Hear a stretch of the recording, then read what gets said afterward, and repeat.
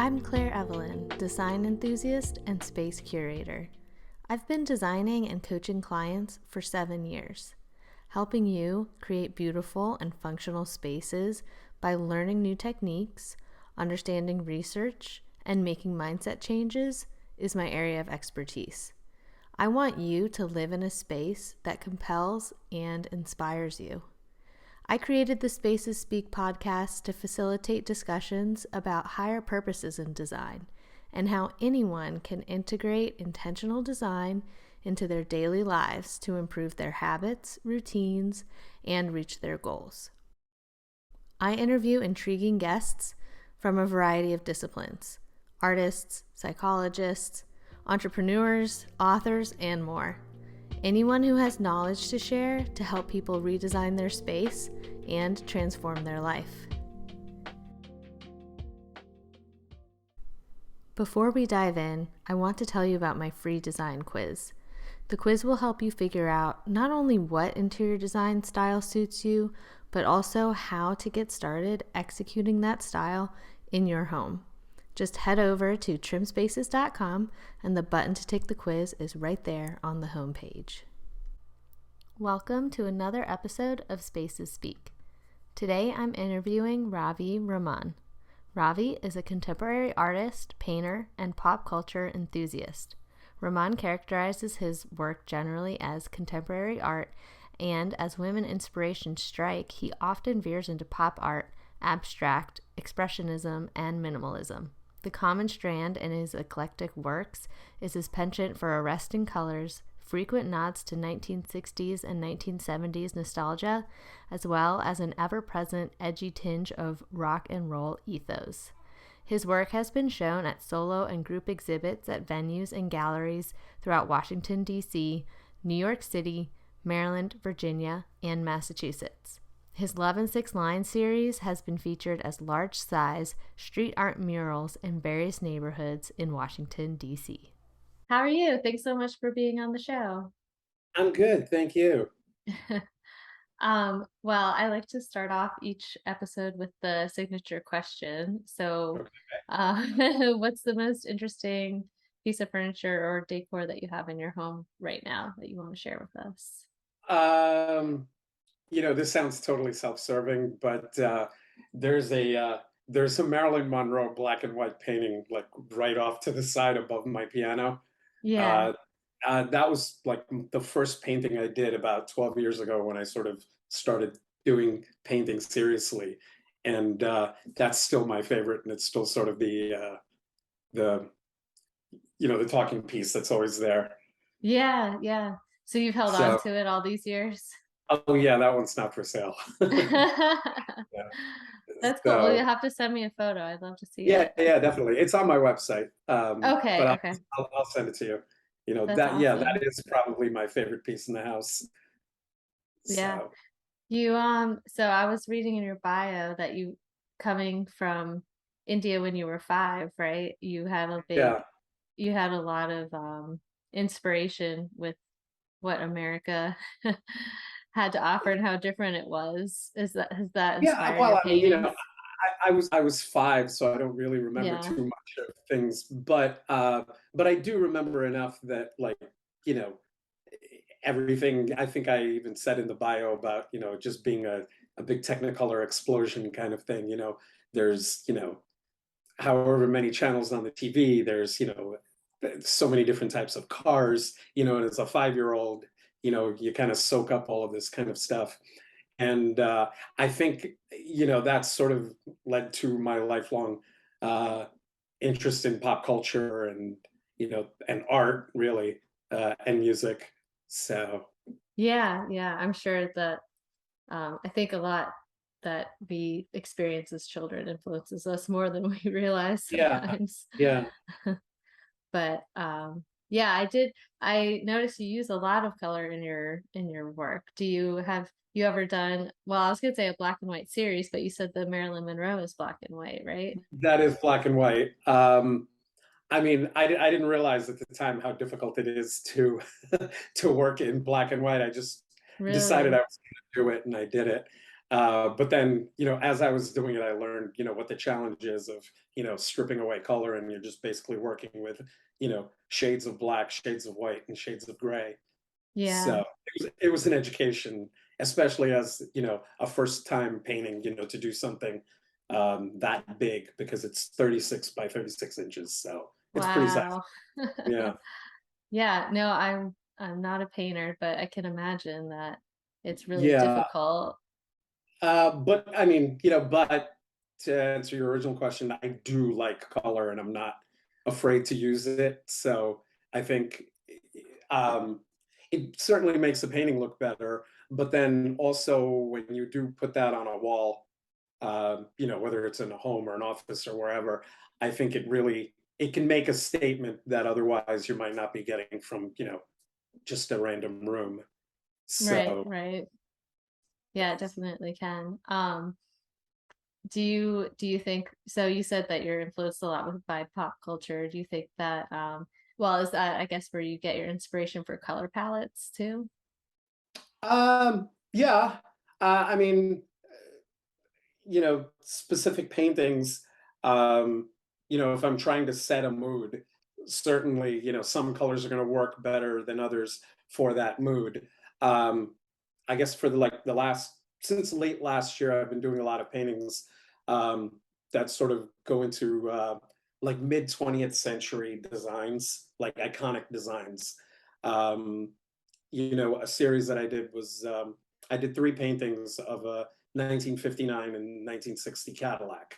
Those were the Cadillacs with the big giant grills and the tail fins and everything.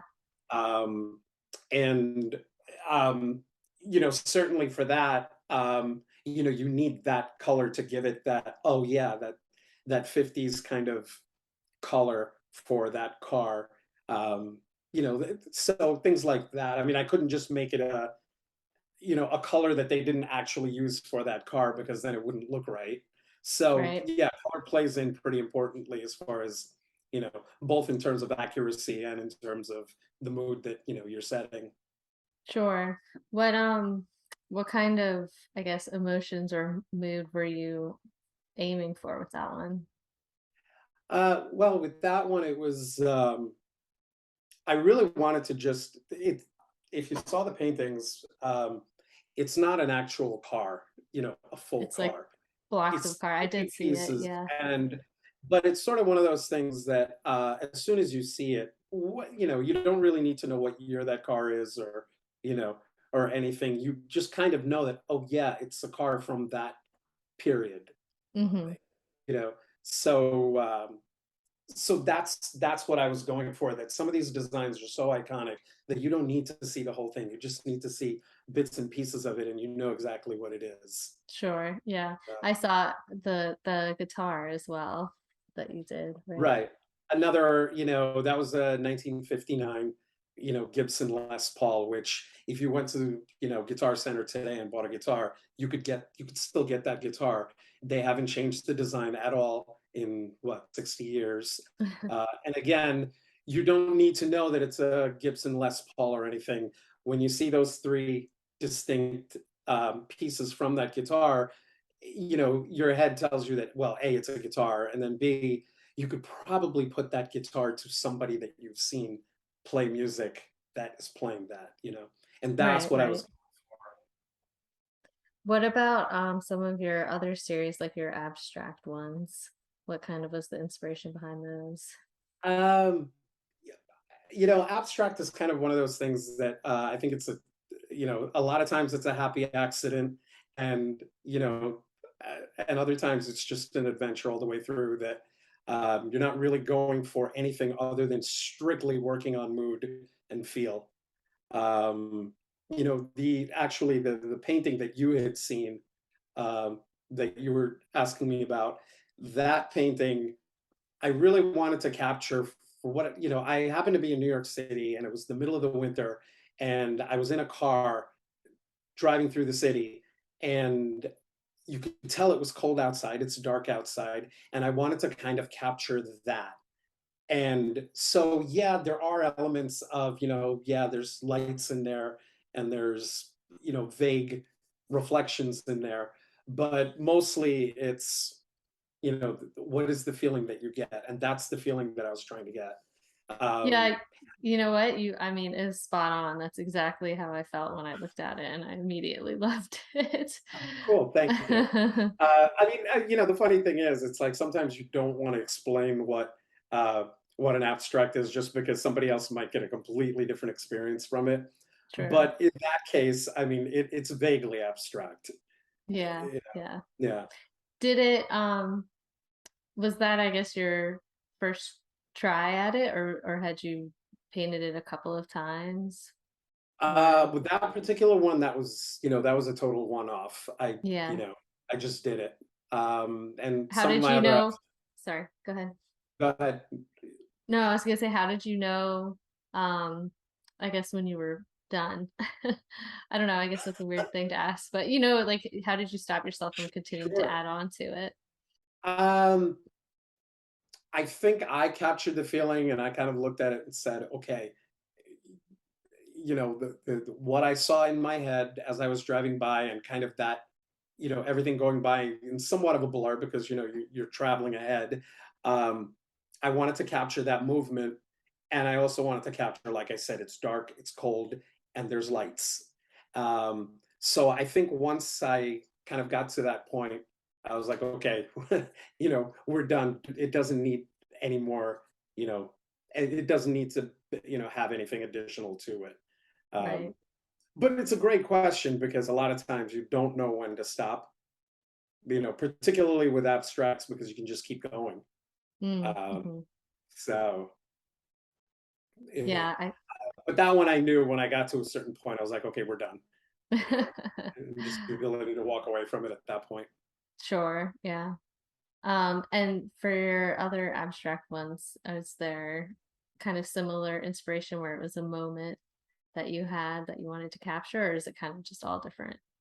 Um, well, the other one abstract that comes to mind that is a personal favorite of mine, um, it pretty much is just three colors. It's black, it's sort of brown and white.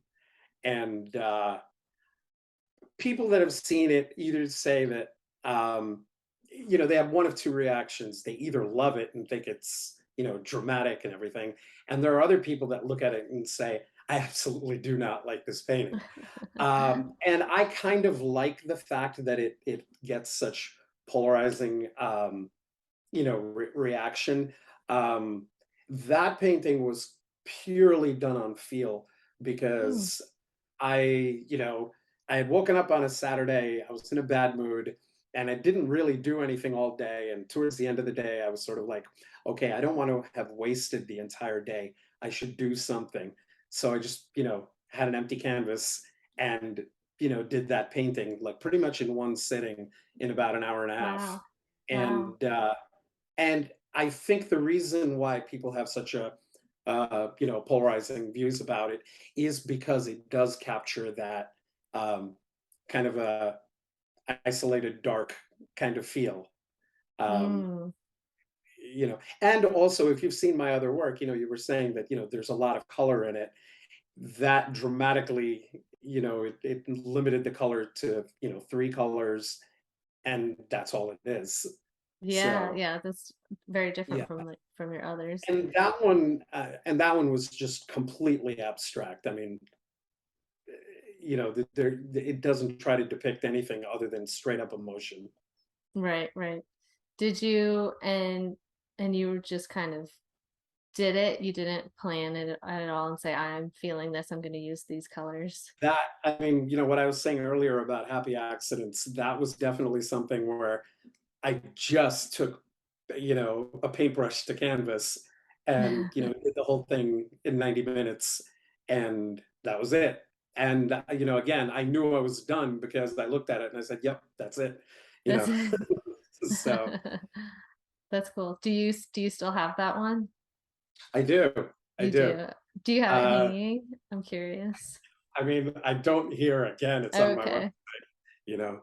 Um, I will definitely send you these pieces, if you haven't seen them. Oh So yeah, no, I'll look them up. No, I was just curious yeah. if you had it hanging on the wall as like inspiration for No, I don't let a actually Saturday pass you by. well, actually, the title of it is T for One. So, Oh, that's cute. again, I wanted that isolation. I wanted that, that darkness. So, the cliche is two T for two. Here's T for one. You know, Yeah, yeah. and it's also a nod to a Led Zeppelin song title. So, Oh, okay, okay, nice. I like it. yeah, you were asking about, a lot of my work is to some degree influenced by music. Not everything, but certain things are. Yeah. So, Has that just played a big role in your life in general? yeah, because from the time I was 12 until I was about 30, I played, I played in a band, you know, uh, so at that point, music was a big focus in my life, and I was, writing songs and playing in bands, and that whole thing.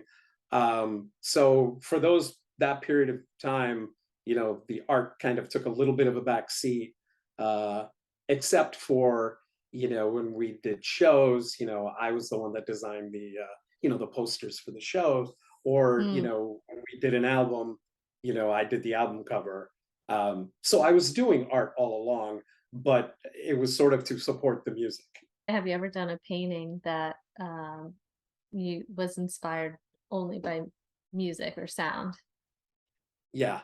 Yeah. uh, there's a lot of paintings I've done that are, I mean, some of it is figurative stuff, like some iconic musicians that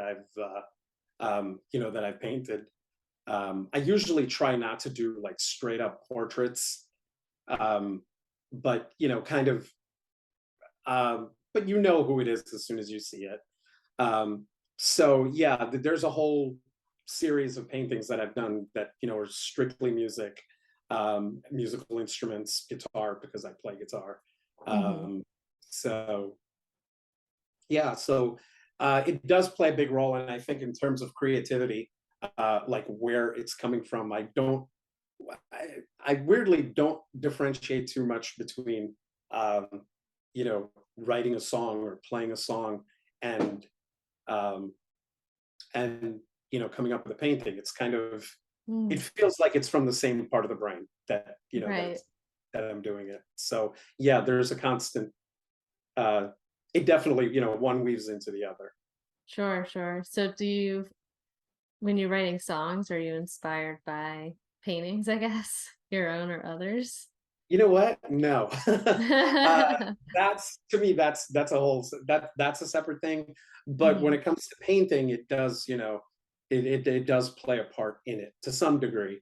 I mean, Hmm. if for no other reason other than the fact that, my ritual usually for when I paint is I have to have music in the background, Mm. and I have my own like 6 hour Spotify music playlist that I have on, on random play. So That's so awesome. yeah, it's always there. Yeah. Mhm. Um, what's the rest of your painting ritual, if you don't mind sharing? Um, I mean, I don't, like I see some painters do like live paintings and things like that. For me, it's Mhm. very much a solitary kind of pursuit where I just kind of, I'm by myself. I don't have distraction of TV or other people or anything like that. It's just me, the music, and and the painting that I'm working on. So that's Mhm. pretty much it, as far as any kind of ritual or process. Do you have a dedicated studio space where you paint? Uh, Kind of. an extra bedroom An in my extra bedroom? Yeah. yeah, yeah, you know. What's Um, I'm curious what you have in it. Is it pretty plain, like you want to focus on the painting yeah, or yeah. I mean, yeah. it kind of looks like an art warehouse where there's paintings, that are either not being shown or haven't sold, stacked up against the walls, and I'm painting in the middle of it. Oh, gotcha. Okay. So yeah. Do you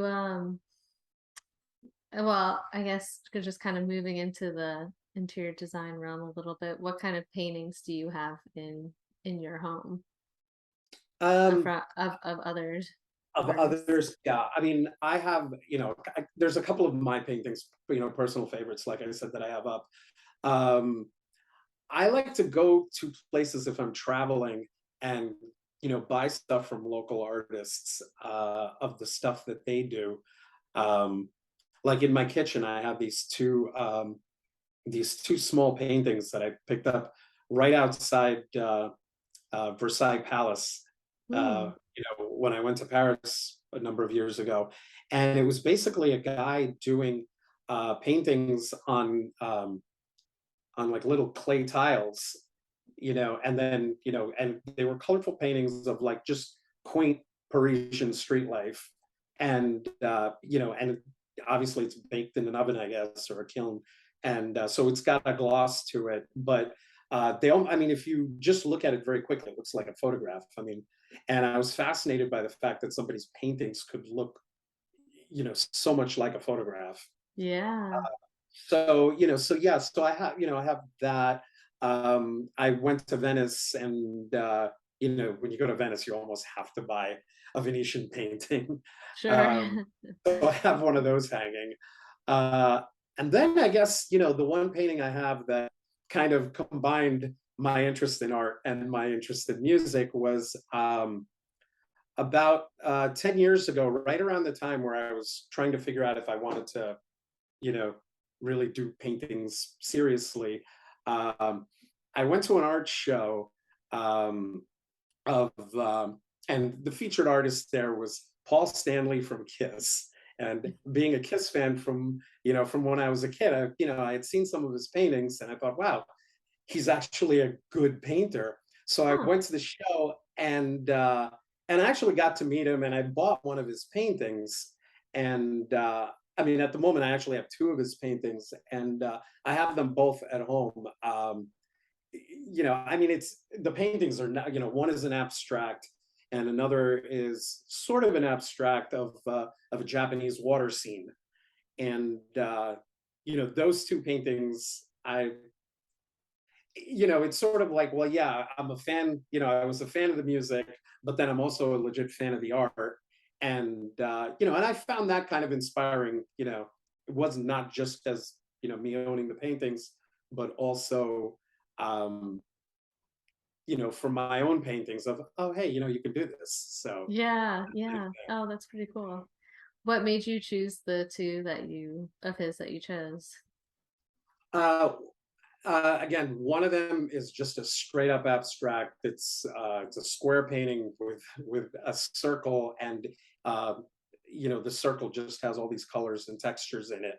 And Hmm. it's sort of, I looked at it and I found myself staring at it for a couple of minutes, just to see, the different textures. And then I was going, how did he even do that? Like, there were some things, some techniques that he used that I just, to this day, I'm not sure exactly how he did it, but it just looked cool. And I found myself staring at it, and I thought, okay, well, that's a good painting to have in your living room.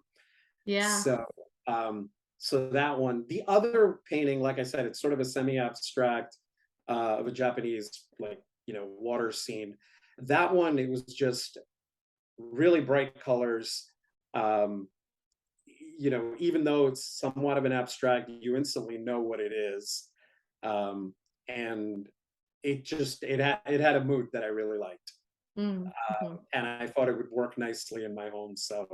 Uh, so I bought it, you know. Is that one also in your living room? No, that one is in another room, In another but room. Okay. yeah, yeah. So yeah, those are, like I said, I particularly like paintings when I go places, because you can take a photograph, you can buy a T-shirt, but I feel like a painting is, something you can actually look at, and it serves a purpose, and it sets a mood in whatever room you put it in. Yeah, it's a little bit of a deeper connection to the Right, city. right, Yeah. yeah, Um, that makes me think back to a question that I meant to ask earlier, but your wide world collection. yeah, Is that one based off of travels?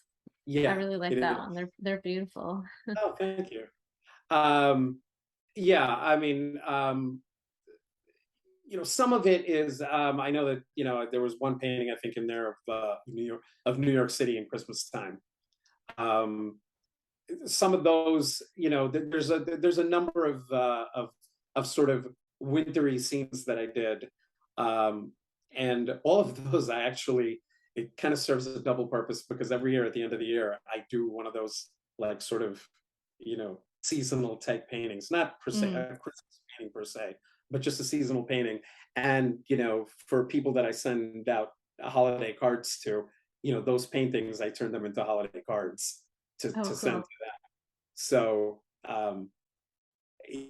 that's part of it. But then, yeah, like you said, a lot of it is from places I've been. New York City, because I grew up in New Jersey, about 35 minutes outside of Manhattan. That always kind of looms large in a lot of my paintings. Mm. New York City streets, that the whole vibe. But then, there was another painting I did of the steps in Montmartre in Paris. So that's another one. Where was the actually I have your website up, maybe we can pull it up. The uh it's like an island with a bunch of sailboats. Oh, Sail uh, away. that was actually a commissioned piece. Oh, Uh, really? yeah, the the couple that wanted the piece, the only direction I got was, we want to put it in our living room. We want it to be big, and we want something peaceful. So Hmm. the key word was peaceful, and I mean that's such a vague word. I mean it could be anything. And I had just gotten back uh, from a vacation in Greece, and you know particularly some of the Greek islands, the colors, the blue, the white, that was definitely stuck in my head. And I had taken a photograph, I think, in Mykonos of just looking out into the water, and I thought, well, hey, that's a perfect photograph to turn into a painting. So that was the painting is 36 by 48. So Ooh, wow. you know yeah, so it's a big painting, and that scene is based on a photograph I took. you know there may Did be a it few extra notes in there, but it does look very peaceful. Did they say that the mission accomplished? yes. Oh, good. And last I heard, it's still hanging above their couch in their living room, so I'm That's happy. good. Good, Yeah, good. yeah. Um, well, that's a good segue into something I was curious about. Do you know where a lot of the people you've sold paintings to have them hanging in their home? That one's obviously in a living room. Yeah, I know at least 4 or 5 people who specifically said, I want a painting for my living room, and it's inevitably above somebody's couch. Right. Uh, so I've done a lot of those. Um, and I think one person I know has it in their dining room. And those are usually larger, size pieces. Most of the stuff that I've done commissions for people's homes specifically, they tend to be, my floral paintings. That seems to, people seem to like them. Um, and I mean, the funny thing about it is I don't know the first thing about flowers. So I know roses when I see them. I know sunflower or daisy, but that's about it. So the flowers that I'm painting aren't, if someone were to ask me, well, what kind of flower is that? I have no idea. I'm just It's making it up. I'm making it up. So, but again, it's usually I know what colors, um, the person that's commissioning. I know what colors they like. I know what color, room, and what the general, room is going to look like, and I sort of kind of give myself parameters, uh, you know, so that I'm not putting something that's an eyesore, Mm, in somebody's house. So, it sort of has to go with everything else. And, you know, so there right. is that thought put into it, before I even start. Sure. Yeah. Well, So yeah, people tend to have it in their living rooms, dining rooms. Um, my girlfriend actually has a painting in like the landing between two sets of steps. Um, oh. and then, a couple of other paintings in her study and one in her guest room. It kind of looks like a showroom of my work, but but I'm okay with that. You know. Yes, a good girlfriend. Yeah. Supportive. Um, why do you think I mean, it's kind of an obvious question, but I'm curious what your thoughts are. Why do you think so many people want a really nice conversation piece basically in their living room? Like, why do you think that's so important to people that that seems to be a big request? Um, well, I think for one, but particularly because a lot of people that I've done paintings for that wind up in living rooms, they've just remodeled their living room, or they've gutted some section of their house and redone it, and it's all brand new. Mm, And they want a piece. Um, I think from their perspective, it's they want to really bring the room to completion, kind of, where they've got right. the new furniture, they've got whatever other accoutrements that they have, and then you know and then they want art there, that sort of is the cap to everything else. So I think that's probably, I'm assuming that's why they want paintings like that. I mean, the person that I did that painting of the island, the Greek water island painting. They wanted something very peaceful in their living room. That was the mood that they were trying to create in their home, and particularly in that room, and something welcoming and happy. And so, I think they were going for that vibe, and I was able to provide that. Yeah, I mean, that's really cool. It's nice that they had something somewhat specific, but gave you kind Yeah, of free reign to interpret that as an right. artist. I feel like that sounds like a dream commission piece versus somebody who tells you exactly what they want, right? Yeah, I have a really hard time doing that. Like, some people will say, eh, inevitably it's, hey, can you do a painting of my kid, or can you do a painting of somebody in their family, or something like that. And I mean, those types of paintings, you can't, there's almost no wiggle room to Right. become artistic with it. And also, I think that even if I did a painting that looked exactly like someone, they're going to look at it and go, that doesn't look like me. Yeah. So, so it's kind of, I usually tend to stay away from, I usually just tell people I don't do portraits. I Right, just don't. right. But I mean, there is a whole series of paintings that I did of, I mean, they all look like street scenes, and most of the subjects are women, walking down the street type of paintings.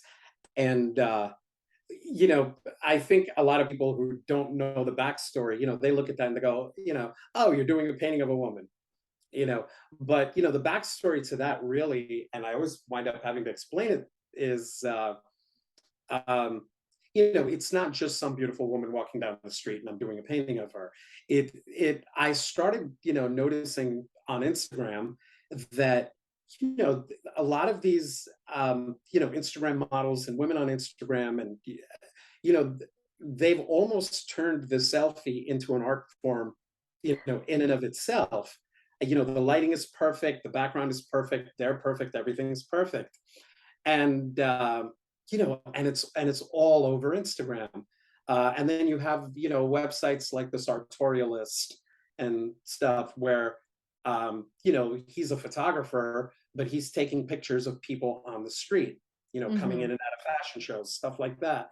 And and they've all turned it into an art form. And I thought, well, hey, wouldn't it be interesting to sort of take a traditional art form like painting, and have the paintings imitate these photographs. And that was really the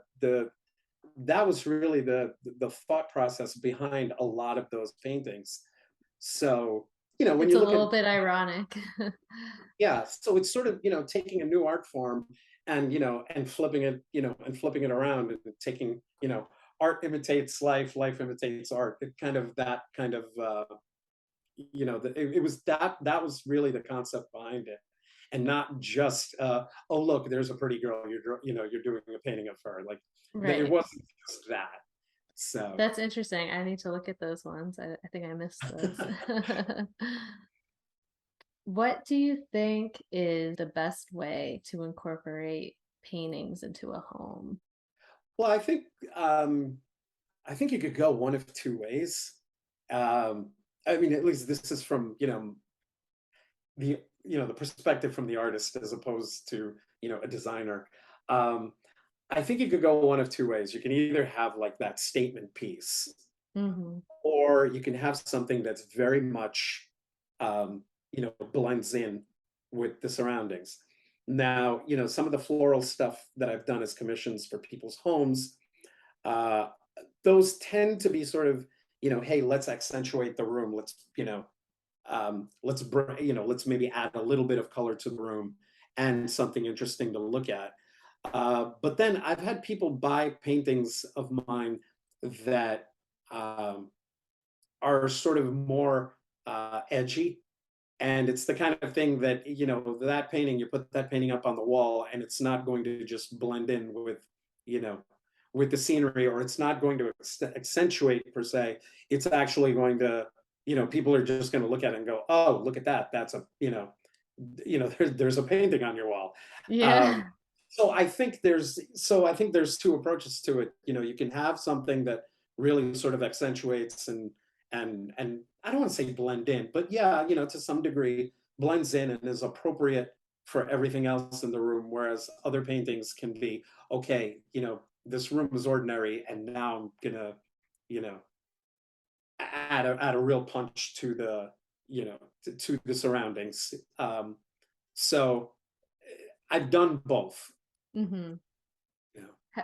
Have you ever seen somebody who used one of your paintings as inspiration for the rest of the room, of like actually decorating the rest of the room? Like If they have, start they with the haven't told painting me. instead of end with the painting. You They haven't told you? If they have, I don't know about it. I mean, I have had, situations where people said, "Hey, I'm redoing this room. This is what it's going to look like, and can you do something for it? Hmm. Um, that would be appropriate for this room." Um, so to that degree, yeah, I guess, but I don't know that anybody's actually, framed an entire room around one of my paintings. If they have, I love it, but Yeah, that would be pretty cool. yeah. What we've talked about color a little bit, but what else do you consider, or and we also talked about emotion before starting either a commission piece or just a piece on your own? Is there certain key things that you take into consideration? Um, Again, if I know that I'm doing a painting for somebody, and it's for their home, or for a specific place, then I will take all of that into consideration, and I work within those loose parameters. But then there are other paintings that I do that I'm not really thinking, oh, this would go in somebody's home, or oh, this would be in a living room, or in a bedroom, or something like that. I just sort of, I do it, like, Hmm. again, like I said, a lot of those city scenes, um, of, women walking down the street, or some sort of, urban scene. Um, when I do those paintings, I'm really not considering where it's going to hang. I'm just considering Right. the painting, and hey, and then if somebody else sees it and goes, oh, that would look lovely in my, whatever room, then that's great. So it really is very, there's two tracks again. There's one where I'm just doing it for the sake of doing it, and then there are other paintings where I am taking into consideration that this is going to be in somebody's home, and Right, right. let's do what they would expect, you know. And Yeah. and I think to some degree it really is, you know, the person, the art buyer, um, and sort of their tastes. Is it somewhat conservative, or are they a little bit more edgy, and are they open to that? And I think that plays into it quite a bit. Sure. What about, like, the size of paintings? So for the women walking down the street, how did you decide what size to make them? Um, I the weirdest considerations come into play because none of my paintings are larger than 36 by 48. That's as big as Okay. I ever work. And the reason for that is because those are the only canvases that will fit in my car when I go to the art store to buy a canvas. So there's actually a practical reason. That's But funny. I mean, but 36 by 48, 3 feet by 4 feet is It's it's a big. big painting. Yeah. So, and I mean, I've never been asked to do a painting larger than that for anybody. And if I were to do that again, given some of the limitations that I have, I would probably do it as two separate paintings kind of put together. But again, I've never done that. Um, I, for the longest time, was painting um, larger pieces, the 36 by 48s, the 24 by 36, 36 by 36. I was painting kind of large. And then more recently, I've started to sort of, bring it down to, more like 12 by 12, or, 18 by 24, that kind, those kinds of sizes, because actually an interesting comment that I was made um, at this gallery that up in Provincetown, Massachusetts, where some of my work has been shown recently. Um, and I sort of have a, somewhat of a ongoing relationship there. The woman that owns the gallery said that people tend to like paintings that are intimate, you Mm. know, in terms of size and feel. And she said, why don't you try doing stuff that's a little bit smaller? And and really, I mean, since I started painting, I always kind of tended to go big, and so now I'm sort of bringing it down in size, and and I thought it was a really interesting comment that people tend to buy things that are smaller, a little bit more intimate, and something that they can relate to instead of this big grand piece. So that's sort of suddenly a new light bulb has gone off in my head of, okay, well, what would be appropriate, and how can I paint, and not necessarily change the way I paint, but um, going from large scale to small scale, there definitely is an adjustment, and Yeah. you don't have a vast amount of space to make whatever statement you're making. You have to do it in a small, concise kind of way. So um, that's something new for me. So, if we're talking about, growth as an artist, I suppose, uh, you know, as something as simple as, hey, try painting smaller, it does, force you to flex different muscles than you would otherwise, you know. Yeah, I can imagine. That is really interesting that she said that, and I can understand that that's Yeah, true, that you feel more intimate when it's something you can see the entire thing, kind of right, standing right there, and you're having right. more of a relationship with it. Yeah, yeah, and also I think, strictly from, from a gallery owner, business perspective, it's probably easier to sell a painting that's smaller because, generally smaller paintings are less expensive than large paintings. So, so True. there's that element of it, certainly. But, that's the business side of it. But then coming from the artistic side, it's, hey, I have to make this statement, in a smaller, you know, confine it to something Space. smaller. Yeah, yeah. Yeah. Has that changed the colors you use or no? Not really. I mean, I still tend to, have bright colors, and it does work whether it's small or large. I think I think the smaller paintings, I tend to be less busy. Mm. You know, it's of something, you know.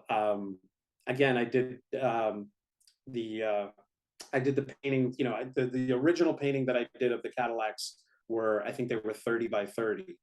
And then so for this gallery, I did, you know, I shrunk it down to 12 by 12 and kind of did a Warholish kind of same car, same, you know, everything was the same, except that the colors were different. You know, it had four different Uh, colors. So, you know, in terms of that, you know, it was still the same colors, but it really worked well, you know, smaller. Um, yeah. you know, and the most recent three that I sold, again, 12 by 12, I seem to like that size because it's not too small, but it's not large either. But, you know, when you're talking 12 by 12, um, you know, I did a very sort of uh, 1960s feel um, painting, three paintings. Of one was the theme building from LAX airport. Hmm. You know, when you Oh, I see saw LAX, that one. Yeah. I've yes, seen that, that. and then, you know, the TWA building um, in at Kennedy Airport in New York, and then the middle airplane that I did was based on a Boeing ad from the '60s. So, you know, again, going back to color, I wanted it to be bright, but I also wanted it to sort of have that 1960s Mad Men kind of, you know, bright color to it. So Yeah. Would you have any advice for somebody looking for a painting for a specific space on in terms of what size? I mean, I know there's a lot of factors that would go into it, but what would you maybe tell them to consider? well, I mean, certainly the size of the room, you know, I mean, some Mm-hmm. people do like big paintings, but then, you know, should that big painting really be in that little room? Right. Eh, you know, you don't want it to be so overbearing Yeah. that, you know, it blinds, you know, you to everything else in the room.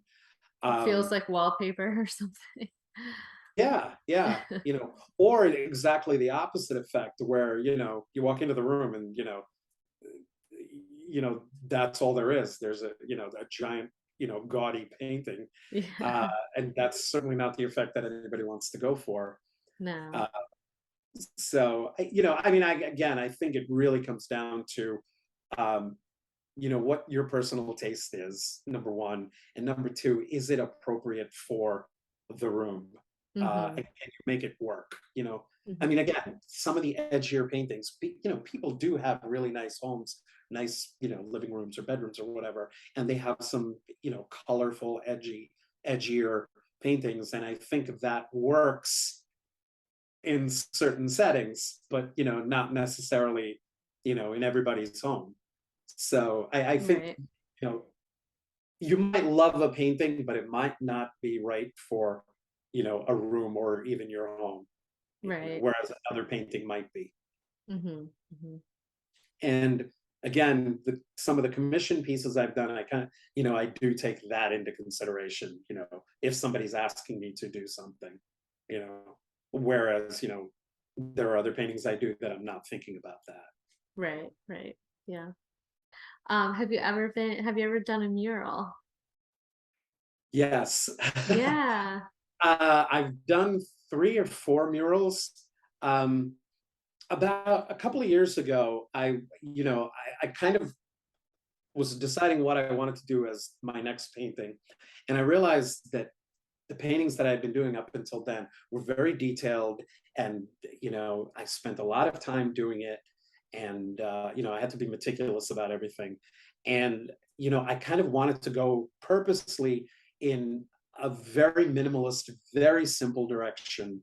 And around that time that I was just trying to figure out what to do, I saw this video clip of Picasso from like the 1950s on YouTube.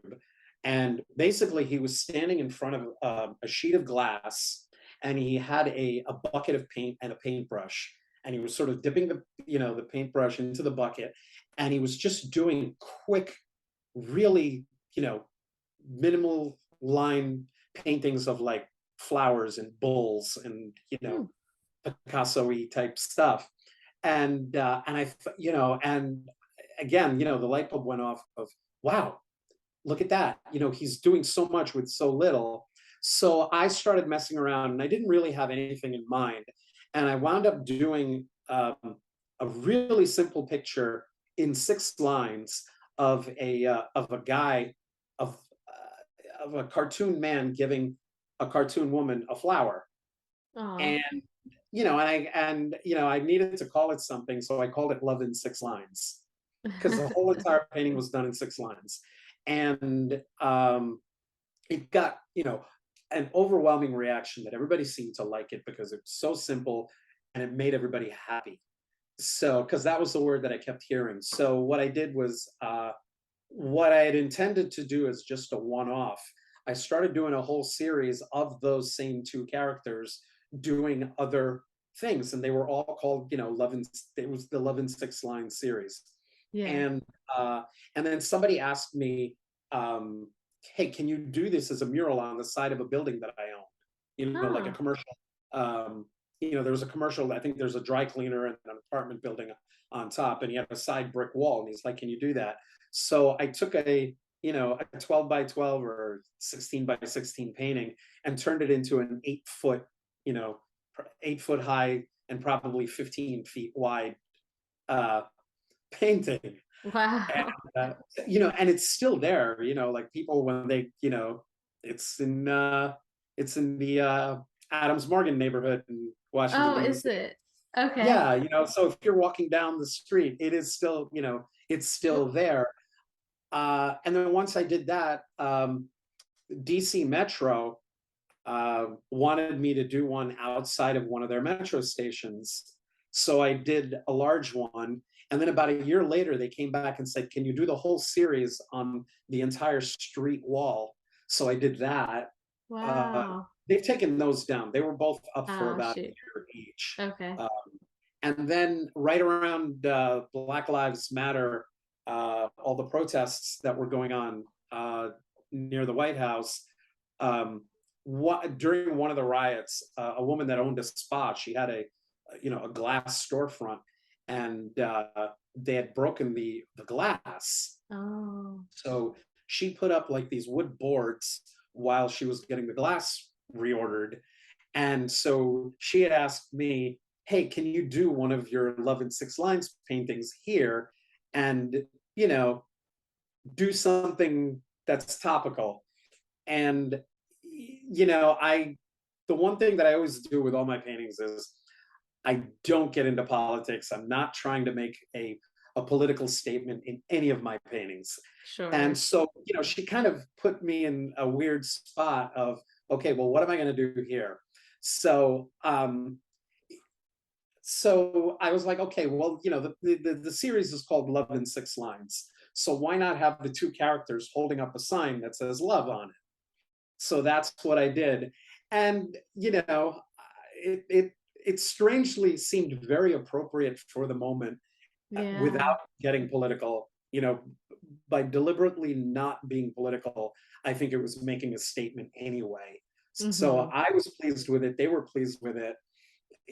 A couple of people did say to me, you had the opportunity to really make a political statement and you chose not to. Well, and they thought it was a bit of a cop out, but I didn't think it was a cop out. I just thought it was universal. Let's go with it, and, Yeah. people did like it. So, And if uh, making a political statement is not part of who you want to be as an artist, then it's a moot right. point. Yeah, that's Yeah. Because I mean, if I did try to do something like that, it would be kind of ham fisted and heavy handed and, just it wouldn't be me. So why am I doing yeah, it? yeah. Right. Yeah. I agree. Oh, Yeah. that's really cool. What street is the Adams Morgan one It's on Columbia Road.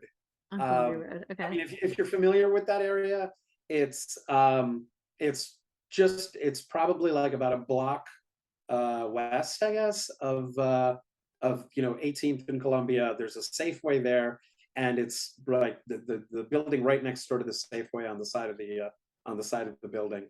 Oh, cool. I'll have to look for it. Okay. That's awesome. Well, So one more question I'm gonna squeeze in sure. the last few minutes. Has there been a time where you started a painting or design that just didn't work and you completely scrapped it and started over? There have been a lot. A Uh, lot. Okay.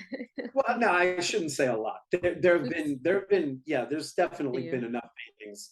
Um, Weirdly enough, when I get to a point where I'm like, okay, this is just a disaster. I'm not happy with it. It looks terrible. And, just because I try to, at that moment, I'm like, okay, you know what? I at least want to salvage the canvas and, maybe I can paint something over it. So I'll usually paint it white and then start all over and do something completely different Oh, or fun. use the colors that are already there. And some of my most favorite paintings have resulted from that.